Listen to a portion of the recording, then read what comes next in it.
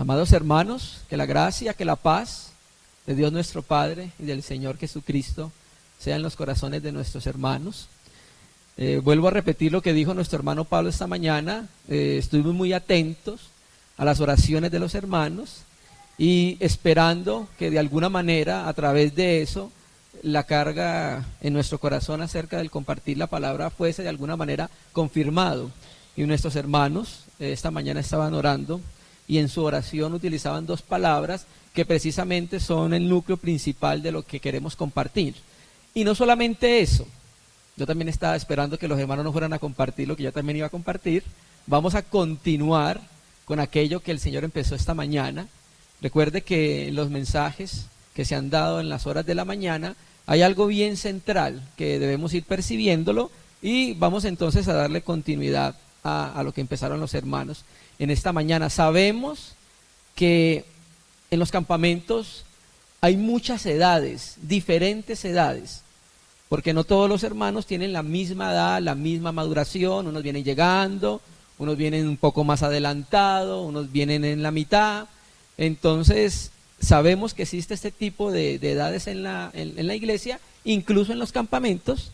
Entonces les vamos a pedir a nuestros hermanos que tengan un poco de paciencia con esto que vamos a compartir. De pronto hay algunos términos que de pronto va a ser un poco difícil entenderlos a los hermanos un poco más nuevos, porque necesitamos conocer un poco la teología del Antiguo Testamento para poder entender un poco esto.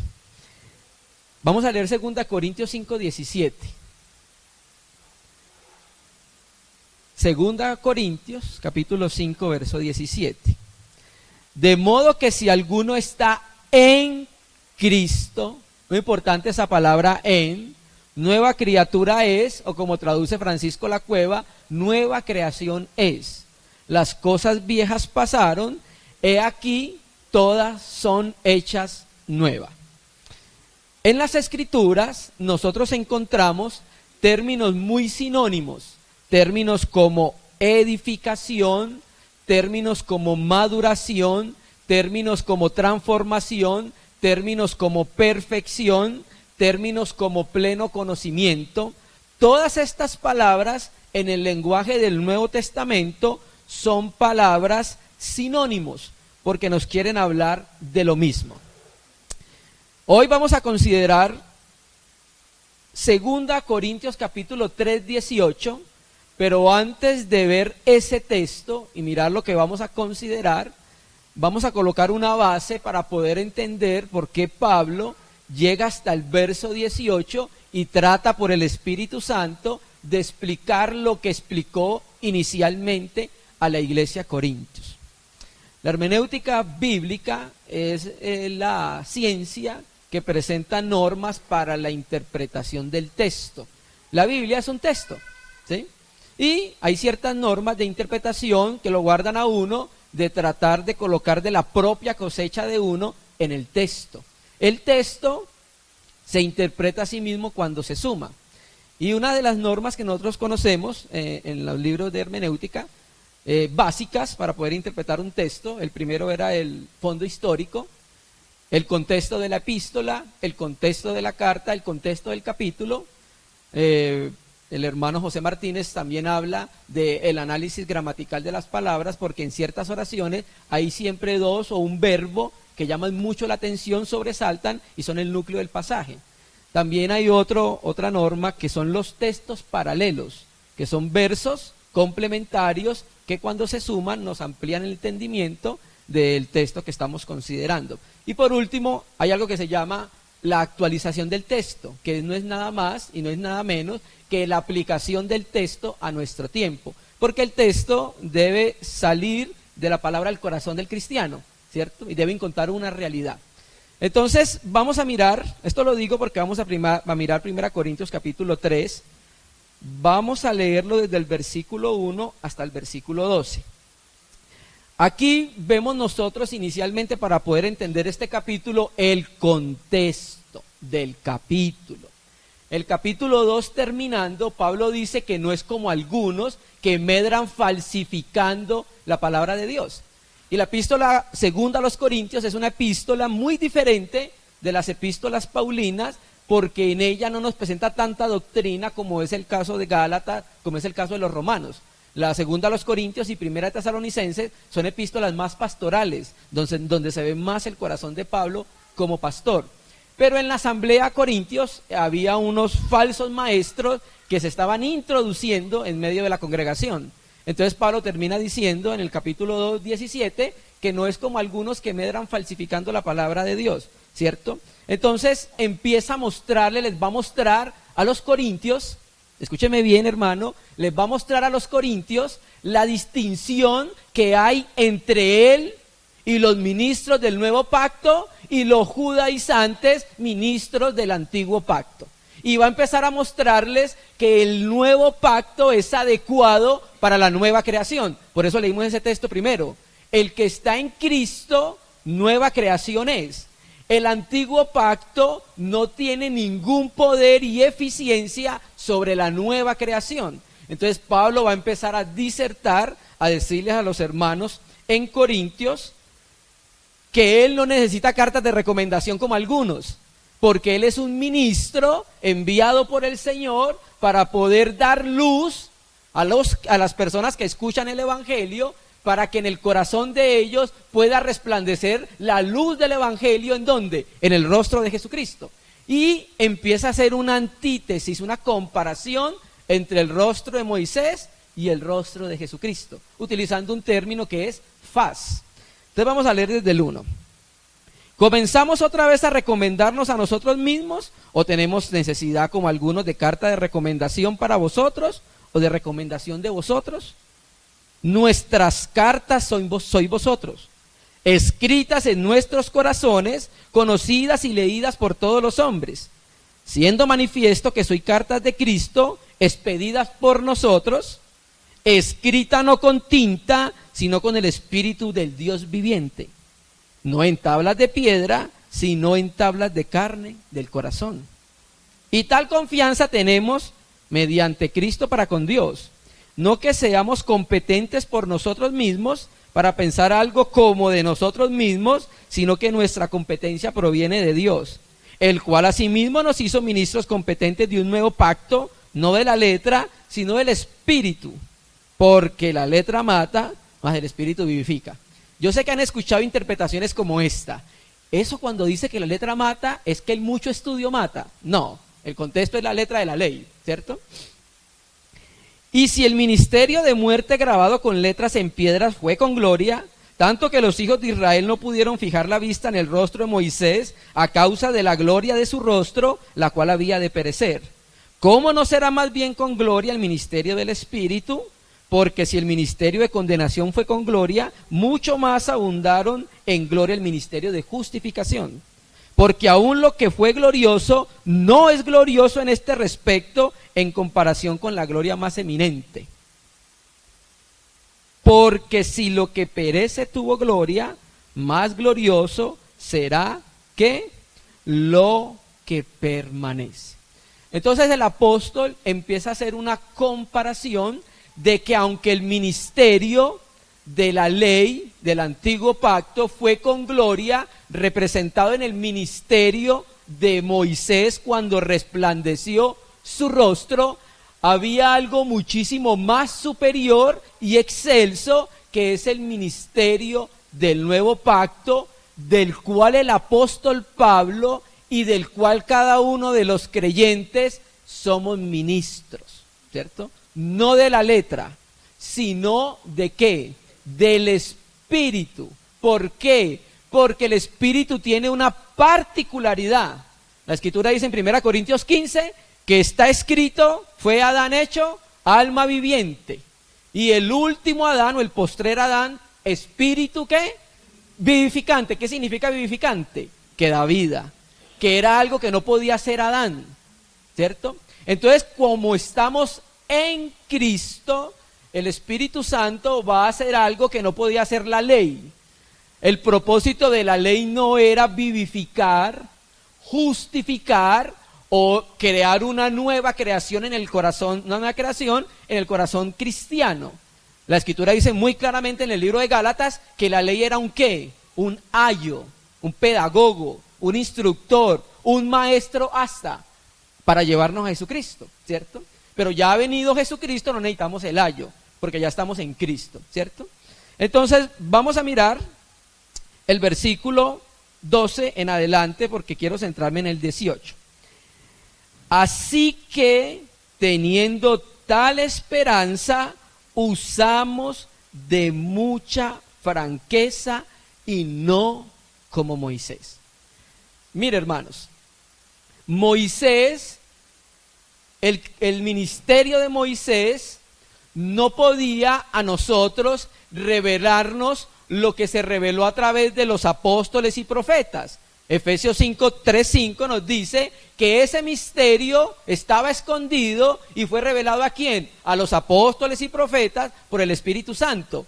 Pero Moisés administraba la economía del Antiguo Testamento a través de símbolos, a través de sombras y a través de tipos. Moisés no podía presentarnos la realidad de eso que lo iba a traer el ministerio del nuevo pacto.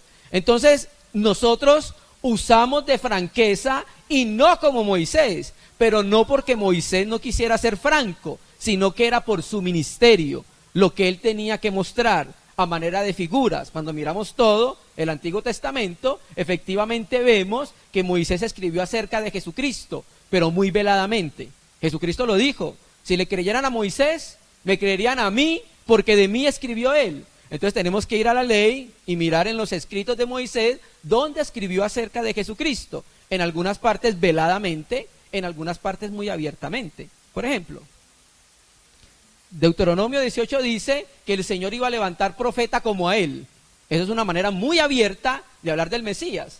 Pero cuando Moisés empieza a hablar acerca de los sacrificios, acerca de las fiestas, efectivamente estaba hablando ¿de quién? Del Mesías. Entonces Moisés no podía usar de mucha franqueza como nosotros, que ahora sí tenemos la realidad de las sombras de la ley. Y no como Moisés, preste atención, que ponía un velo sobre tu rostro para que los hijos de Israel no fijaran la vista en el fin de aquello que había de ser abolido, ¿cierto? Entonces, Pablo fue enviado no como Moisés, porque Pablo sí fue enviado para iluminar a través del evangelio el corazón de los hombres, para que cuando esa iluminación llegara a través de la predicación, brillara la luz de Jesucristo en el corazón de las personas. Entonces, aunque Moisés hablaba de una gloria, esa gloria se iba desvaneciendo, porque el ministerio de Moisés administraba el antiguo pacto. Pero el entendimiento de ellos, en este caso de los judíos, se embotó, porque hasta el día de hoy, cuando leen el antiguo pacto, les queda el mismo velo no descubierto, el cual por Cristo es quitado, ¿cierto? Entonces, había un velo en el Antiguo Testamento y había un velo en el rostro de Moisés. Pablo dice entonces que en los judíos aún se mantiene ese velo, porque han rechazado a Jesucristo, que es el único que puede quitar el velo del corazón para que conozcan la gloria de Dios en el rostro de Jesucristo. Entonces los judíos han rechazado a nuestro Señor, y aquel único que puede quitar el velo del corazón de los judíos para que puedan ver la gloria de Dios, que no la han visto, porque efectivamente la gloria de Dios se conoce ¿en quién?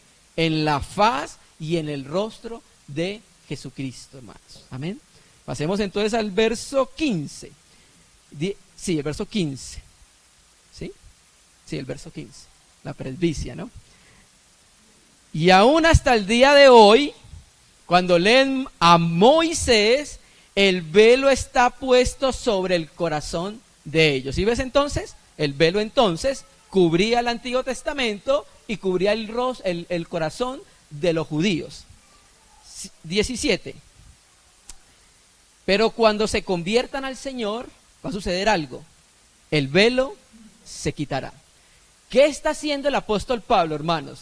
El apóstol Pablo lo que está haciendo es una explicación de Éxodo 34 cuando él va a la presencia del Señor, cuando se cubre el rostro, cuando sale. Entonces, este texto, pero cuando se conviertan al Señor, el velo se quitará. Entonces el apóstol Pablo está diciendo, ¿ustedes recuerdan cuando Moisés entró a la presencia del Señor? ¿Qué hacía cuando entraba?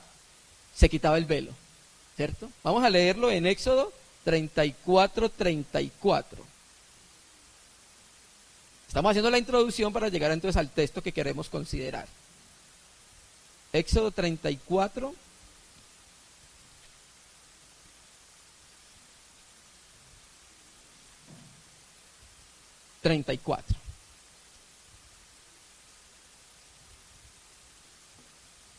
Y volvemos a 2 Corintios 3 y deje marcado que vamos a ver ahí unos versículos.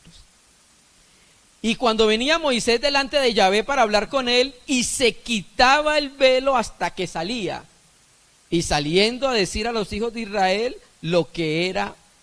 Cuando venía Moisés delante de Yahvé para hablar con él, se quitaba el velo hasta que salía, y saliendo decía a los hijos de Israel lo que era mandado. Quiere decir entonces que Moisés contemplaba la gloria de Dios a cara descubierta, ¿sí? En cambio, los judíos no pueden contemplar la gloria de Dios porque su rostro está cubierto con un velo, o el corazón de los judíos está cubierto con un velo, ¿cierto? Velo que fue quitado del corazón del apóstol Pablo. Ya nuestros hermanos hicieron una introducción muy clara acerca de cómo era Pablo antes de ser de Cristo, ¿cierto? Entonces, cuando tienes encuentro con el resucitado camino a Damasco, sucede algo. El velo que había en su corazón se cayó. Y recuerda lo que leía nuestro hermano esta mañana, como escamas cayeron de los ojos de él. O sea que ya no era ciego, ¿cierto? Entonces, volvamos a 2 Corintios 3:18. Ahora sí vamos a ver el texto en el cual queremos centrarnos. Esa fue la introducción para que entendiéramos entonces el verso 18. Pero aquí, hermanos, voy a leerlo primero de Reina y Valera 60 y después lo quiero leer de la Biblia textual porque creo que la traducción es un poco más fiel al texto griego. 2 Corintios 3:18, por tanto, nosotros todos, mirando a cara descubierta como en un espejo, la gloria del Señor, somos transformados de gloria en gloria en la misma imagen como por el Espíritu del Señor. Quiero leer el mismo texto de la Biblia textual. Pero nosotros todos, con rostro descubierto, contemplando como en un espejo la gloria del Señor, vamos siendo transformados por el Espíritu de gloria en gloria en la misma imagen del Señor. Cambia un poco la puntuación y se entiende un poco más ahí. Entonces, empezamos a considerar unos aspectos de este texto. Por tanto, nosotros todos. A cada uno de los creyentes ha sucedido el mismo suceso. ¿Cuál? El velo que había en el corazón de ellos fue quitado. Ahora nosotros, quitado el velo, ahora nosotros, dice el texto, en la Biblia textual, con rostro descubierto. O sea que ahora nosotros, por causa de haber creído en Jesucristo, ahora nosotros tenemos el rostro descubierto para poder contemplar y ver la gloria de Dios. Cada uno de los cristianos sobre la faz de la tierra ha podido percibir de alguna manera lo glorioso que es Dios. Y esa es una de las razones por las cuales estamos buscándolo a Él. Porque su gloria ha sido revelada a nuestras vidas, la hemos contemplado y no nos queda más después de verla que seguirla. No nos queda más que después de verla espontáneamente entregarnos a Él. Pero todos nosotros con rostro, dice el texto, descubierto, contemplamos como en un espejo la gloria del Señor.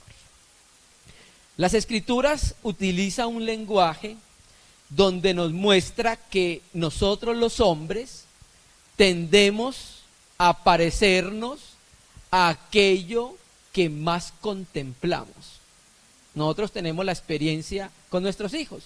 Los que somos padres saben que nuestros hijos nos imitan en muchas cosas porque nos están viendo constantemente.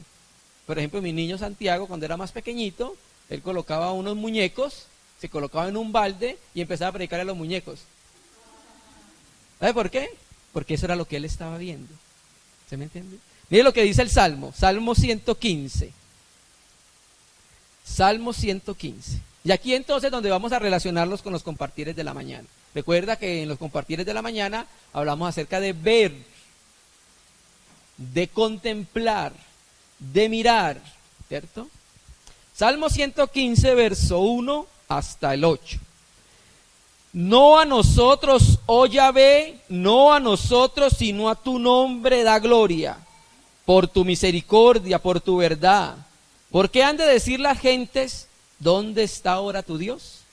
Nuestro Dios está en los cielos. Todo lo que quiso ha hecho.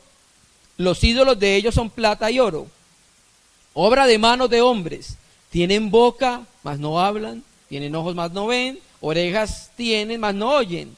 Tienen narices, mas no huelen.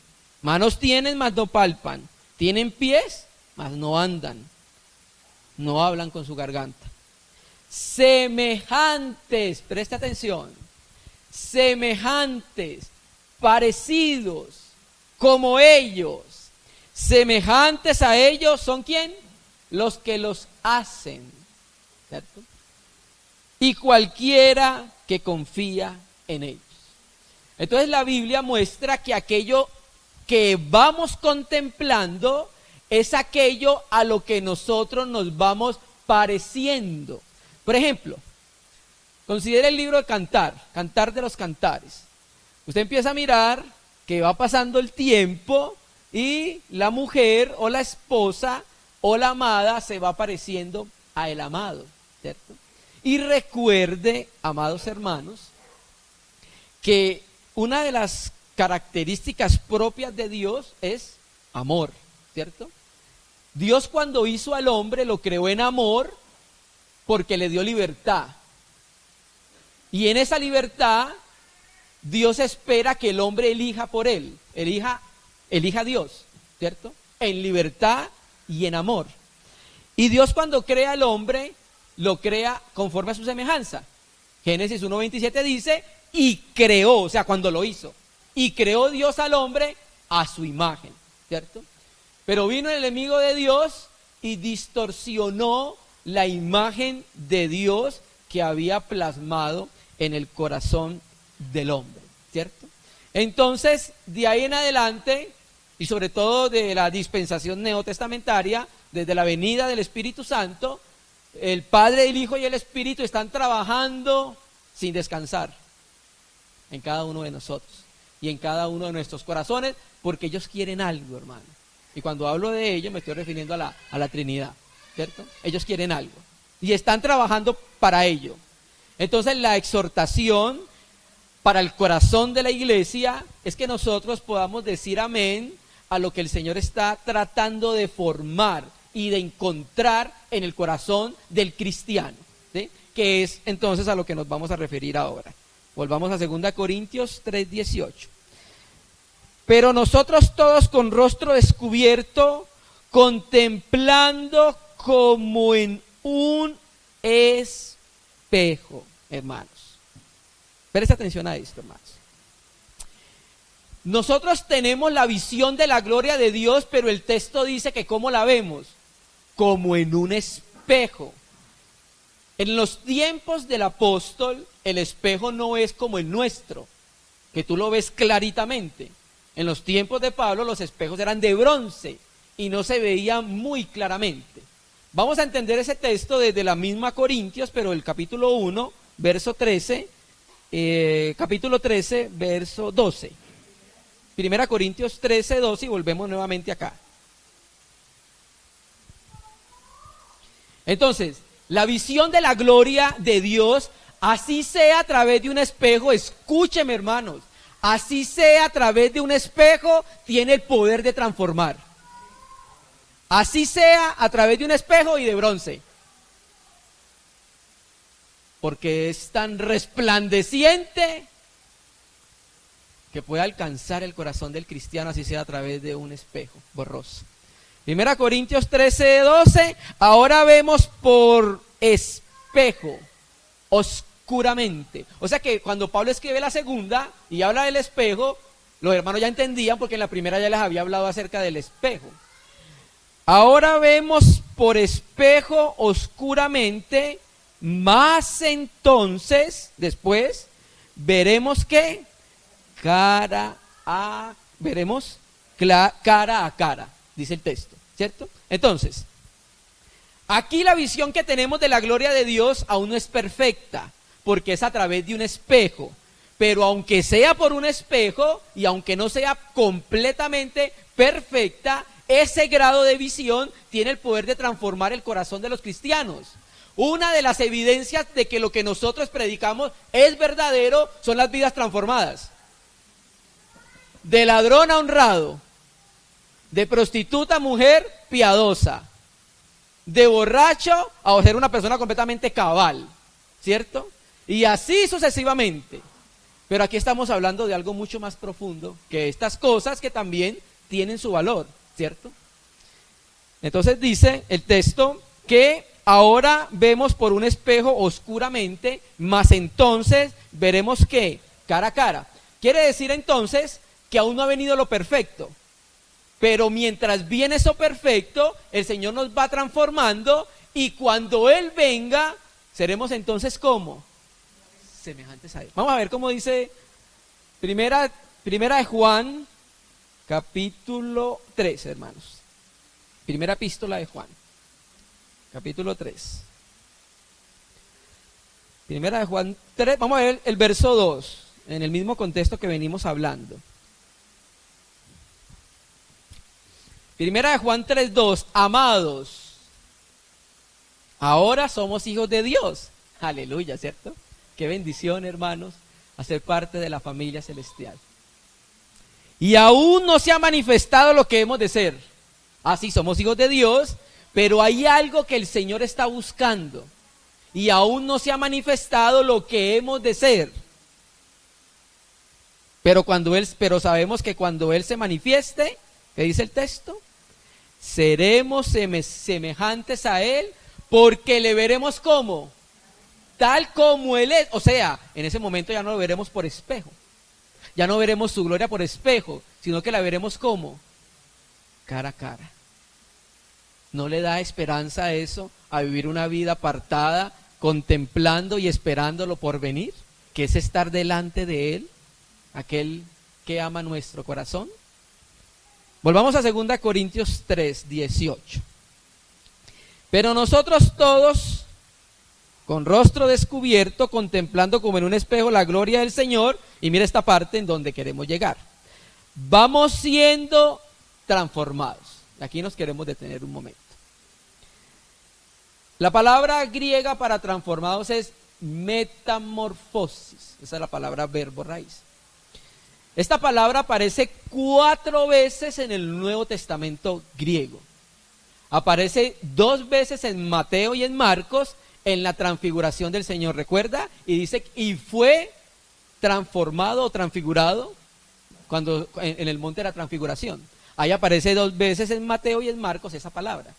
Aparece en 2 Corintios 3:18 que estamos leyéndolo, y aparece en Romanos 12:2. Esta palabra tiene una particularidad, que en todas las 4 veces que aparece, el verbo está en voz pasiva. Quiero leer, muy rápido, no vayan allá, yo lo voy a leer para que entiendan lo que trato de decir. Mateo 17:1, en la transfiguración, Reina Valera 60 dice el 2, y se transfiguró ante ellos. Y la Biblia textual dice, y fue transfigurado. El verbo pasivo significa que alguien hizo la acción, no la hizo él mismo, ¿cierto?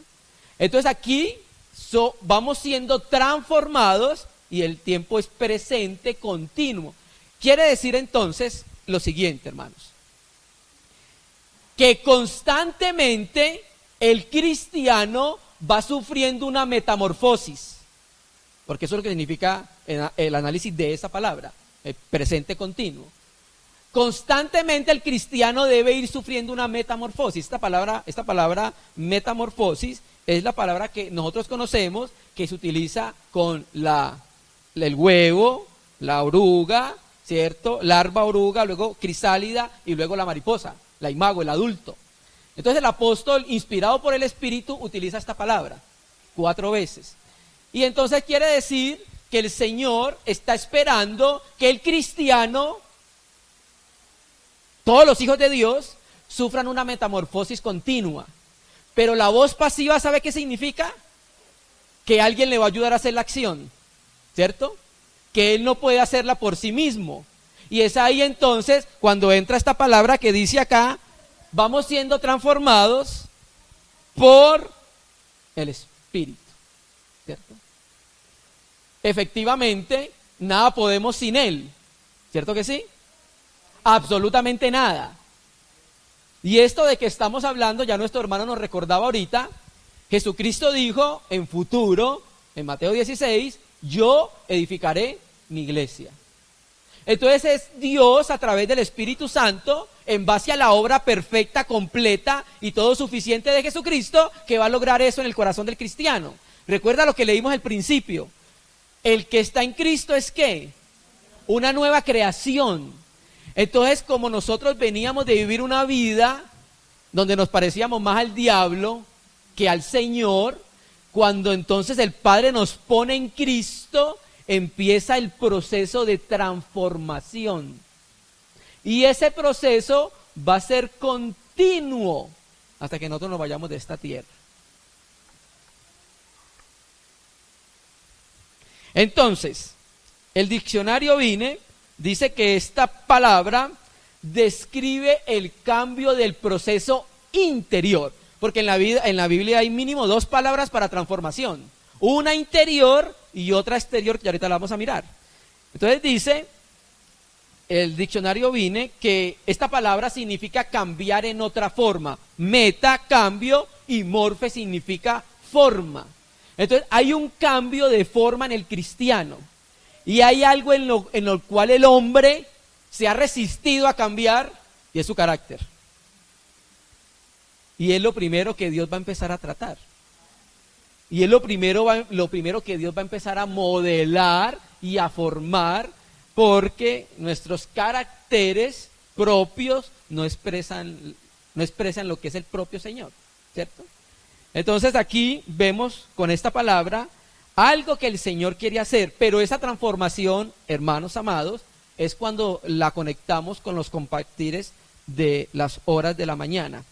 Esta transformación la va a hacer el Espíritu Santo en el corazón del cristiano, pero va a ser en una medida, tiene una condición.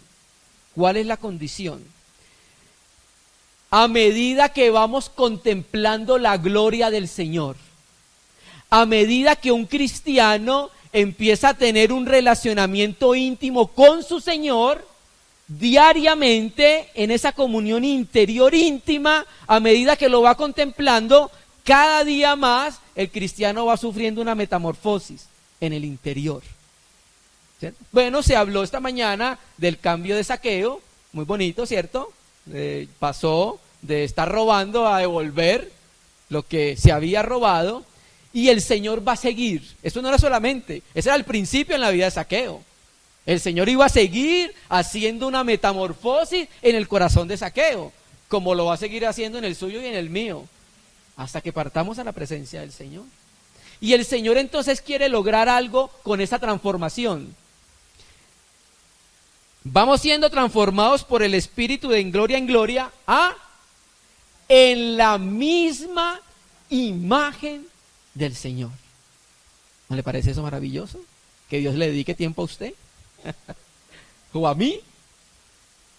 ¿Cierto que sí?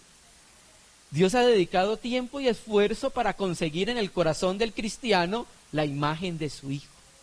Y esa imagen en parte, porque hay muchos procesos para llegar allá, por causa del tiempo no podemos hablar de todo ello, de pronto en la próxima reunión hablaremos de un aspecto más, pero uno de los aspectos en los cuales Dios lo va a conseguir según el texto que estamos viendo y el contexto más inmediato es que el cristiano, Pablo lo muestra, que en 2 Corintios él ha tenido muchas tribulaciones y muchos sufrimientos. Entonces ahí entendemos nosotros que tenemos este tesoro en vaso de barros, ¿cierto que sí? El Señor entonces va haciendo un trabajo maravilloso. Y ese trabajo, amados hermanos, santos de Dios, lo vamos a ver muy claramente en la eternidad. Ahorita está trabajando para eso, ¿cierto? Entonces dice el texto, vamos siendo transformados por el Espíritu de gloria en gloria. Entonces, en la medida que percibamos la gloria del Señor, el Señor nos irá configurando o nos irá transformando hasta la gloria final. Y es ahí cuando entramos a la segunda palabra que significa transformar. La tiene Filipenses capítulo 3, 21. Vamos a leerlo, para no decirlo de memoria. Filipenses 3, verso 21. Entonces, la resplandeciente gloria en el rostro de Moisés iba decreciendo, ¿cierto que sí? Pero ahora vamos a mirar que esa misma gloria aumenta en los cristianos, ¿cierto? Entonces vamos a mirar esta gloria final, Filipenses capítulo 3, verso 21. Mas nuestra ciudadanía está en los cielos, de donde también esperamos al Salvador, a nuestro Señor Jesucristo. Cuando estudiamos la epístola a los tesalonicenses, nos dimos cuenta que una de las razones por las cuales Dios, a través de Pablo, escribe en cada capítulo acerca de la venida del Señor, de la segunda venida, es que estaba buscando que los tesalónicos, al ver hacia el futuro, o sea, en su encuentro con el Señor, eso empezara a producir en el corazón de ellos vidas santas, que empezaran a apartarse, a dejar de vivir para sí mismos, apartarse del pecado, apartarse de la fornicación, que se pongan a trabajar para que compartan. Léalo, la tarea leer primera y segunda Tesalonicenses. Y Dios estaba buscando con todo eso efectivamente producir en el corazón de los tesalónicos vidas santas. Mas nuestra ciudadanía está en los cielos, de donde también esperamos al Salvador, al Señor Jesucristo. Él va a hacer algo cuando venga, el cual ¿qué? Transformará. Aquí la palabra griega cambia, metaskematizo. Y esta palabra es diferente a metamorfosis. Metamorfosis habla del cambio interior en la persona. Metaskematizo habla del cambio exterior. Entonces la transformación tiene dos estadios. Uno, presente, ahorita, el Señor trabajando, cambiando para su gloria, porque es para su gloria, no es para nosotros. Porque a medida que va cambiando y se va reflejando la gloria de Dios en el cristiano, ¿sabe qué sucede? Dios es glorificado, lo que hablaba nuestro hermano esta mañana, llevar fruto. ¿No lo dice así el texto? Y en esto es glorificado mi Padre. ¿Que qué? Que llevéis mucho fruto. Y Gálatas 1:21 creo que dice Pablo así, muy cortas las palabras. Y glorificaban a Dios en mí. ¿Qué estaba sucediendo en la vida de nuestro hermano? Que Dios estaba recibiendo gloria por lo que estaban viendo en él, ¿cierto? Estaba sucediendo una transformación. Entonces, la transformación no es solamente del alma, sino también de nuestro cuerpo, que se nos será dado en la resurrección, ¿cierto? Entonces, este verso que estamos leyendo acá se refiere a un cambio en la apariencia externa y no interna. Y así completamos entonces el trabajo de Dios. Bueno, así lo completa Dios. Un cambio interno y un cambio externo, ¿cierto? Lo que tienen hoy las religiones, algunas organizaciones religiosas, es que enseñan a las personas puras cosas exteriores, ¿sí? Y en su interior no hay ningún tipo de realidad de eso. Están haciendo todo mecánicamente, ¿cierto? Pero no porque efectivamente hay algo en el interior del cristiano que lo lleve a esa condición, sino que las religiones colocan cosas exteriores para que las personas hagan, ¿cierto? pero el Señor no, el Señor empieza a transformar. Entonces tenemos la metamorfosis, la transformación en la tierra hasta que Jesucristo venga, y tenemos mesta que matizo, la transformación en la segunda venida del Señor. Volvamos ya terminando a 2 Corintios 5, 17, donde empezamos.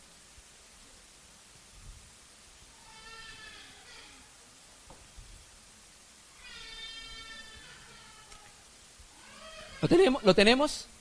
2 Corintios 5, 17. De modo que si alguno está en Cristo, nueva creación es, las cosas viejas pasaron, he aquí, todas son hechas nuevas.